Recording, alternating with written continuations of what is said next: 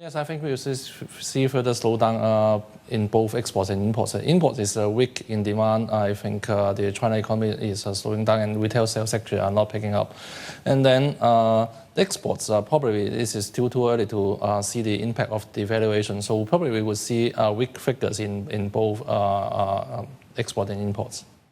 Oh, I think in the meantime, they have already done everything. Probably we will see further rate cuts in the coming months. We probably will see further stimulus coming from the monetary side and probably later on fiscal policy as well. I think in the meantime, probably they have done so much and they would put it on hold for a while.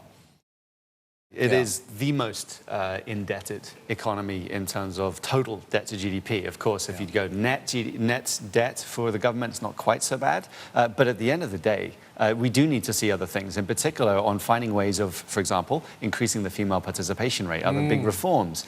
Other arrows need to be working. It can't all be on monetary policy, but at the same time, what is the real risk of taking a little bit more action and proving that there is no point where they say, actually, we're impotent, we can't do any more. They always can find ways of doing more. Every central bank can find a way of being able to stimulate more if needed. And what's the risk reward? Are they worried about inflation exceeding their target dramatically?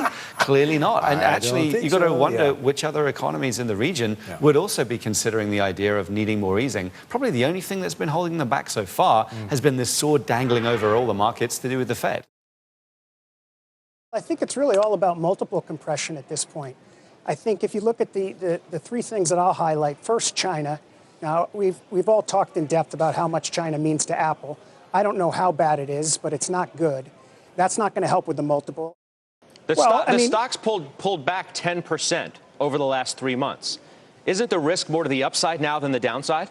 Well, I don't know why we'd use that as the anchor price where it pulled down from. I mean, I could make an argument it's up a significant amount from where it was a year and a half ago when they had real product cycles. Now you look at what Verizon's doing. Now, people don't think this is a big deal, but it's certainly not better, the fact that they're not subsidizing the phones.